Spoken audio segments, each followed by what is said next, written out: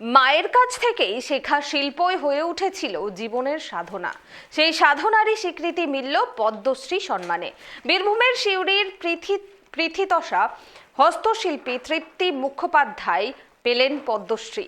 নকশি কাঁথার মাধ্যমে হাজার হাজার মহিলাকে স্বনির্ভর করার এই পথ চলাকেই সম্মান জানালো দেশ। ছোটবেলায় মায়ের হাত থেকেই কাঁথা স্টিচের হাতেখড়ি, নেশার সেই শিল্পকেই পেশায় রূপ দেন তৃপ্তি মুখোপাধ্যায়। বছরের পর বছর ধরে নকশি কাঁথায় ফুটিয়ে তুলেছেন গ্রাম বাংলার জীবন, স্বপ্ন ও সংগ্রাম। তৃপ্তি মুখোপাধ্যায়ের নকশি কাঁথায় শুধু লোকজ চিত্র নয়, গ্রামের মেয়েদের স্বপ্ন, পৌরাণিক কাহিনী, এমনকি কার্গিল যুদ্ধের মতো বিষয় উঠে এসেছে। এই অভিনব শিল্প ভাবনাই তাকে আলাদা পরিচিতি দিয়েছে। জেলা ও রাজ্য স্তরে একের পর এক পুরস্কার, টানা 9বার জাতীয় প্রতিযোগিতায় অংশগ্রহণ, 2009 থেকে 10 সালে সেরা শিল্পীর পুরস্কার, 2017 সালে বঙ্গশ্রী। কেন্দ্রীয় বস্ত্র মন্ত্রকের শিল্পগুরু সম্মান এবার সেই তালিকায় যোগ হল পদ্মশ্রী। এই সম্মান শুধু একজন শিল্পীর নয়, গোটা সিউড়ির গর্ব। 2024 সালে লোকশিল্পী রতন কাহারের পর 3 বছরের মধ্যে দ্বিতীয়বার পদ্মশ্রী এলো সিউড়িতে। বর্তমানে 20,000-এর বেশি দরিদ্র ও গ্রামীণ মহিলাকে কাঁথা স্টিচ শিখিয়ে স্বাবলম্বী করেছেন তৃপ্তি মুখোপাধ্যায়। তিনি বললেন, সারা জীবনের কাজের স্বীকৃতি পেলাম। এটা আমার একার নয়, আমার মায়ের শেখানো শিল্প আর গ্রামীণ মহিলাদের পরিশ্রমের ফল।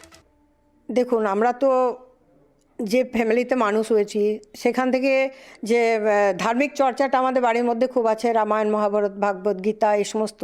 এবারে সেই সমস্ত কথা আমার মা যখন সেলাইয়ের কাজ করতো, ঘরে বেড কভারের ওপরে, তারপর আমরা বালিশের ইয়েতে, যেগুলো আগেকার দিনে হতো বিভিন্ন টাইপে, আমাদের বাড়িতে দেখতাম যে ফ্রেমের ওপরে মা কাজ করে খুব সুন্দর করে বাঁধিয়ে টাঙানো থাকতো। হ্যাঁ, ওইগুলো করতে করতে মহাভারত, রামায়ণ সম্পর্কে আলোচনা করতো, সেই আলোচনা পড়তো, সেগুলো মানে শুনতাম। এবার শুনে শুনে সেগুলো তো একটা আমাদের মাথার মধ্যে হয়েই আছে যে ব্যাপারগুলো, সেগুলো নিয়ে একটা চিন্তা করতাম যে এই মহাভারতের সম্পর্কে এভাবে যদি এঁকে তারপরে স্টিচ করা যায় কেমন লাগে।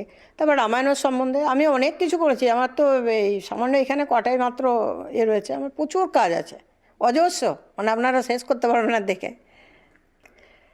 এই কাজের জন্য মানে এটা সম্মানের সঙ্গে ভারত গভর্নমেন্ট নিজের খরচাতে পাঠিয়েছিলেন, বার্মিংহাম পাঠিয়েছিলেন, লন্ডনেও পাঠিয়েছিলেন, এবং এই রিসেন্ট জাপানে পাঠিয়েছিলেন, টোকিওতে। সেখানে এই ইন্ডিয়াকে প্রমোশন করার জন্য, ভারতবর্ষের যে কালচার, আর্টের যে কালচার, সেই শিল্পকলাকে ওনাদেরকে দেখানোর জন্য, বা প্রমোশন, যে ইন্ডিয়ার যে এত সুন্দর কালচারের আছে সেটাকে ওনাদের কাছে উপস্থাপনা করার জন্য পাঠিয়েছিল। আমাকে হোম মিনিস্ট্রি থেকে ফোন করেছিলেন,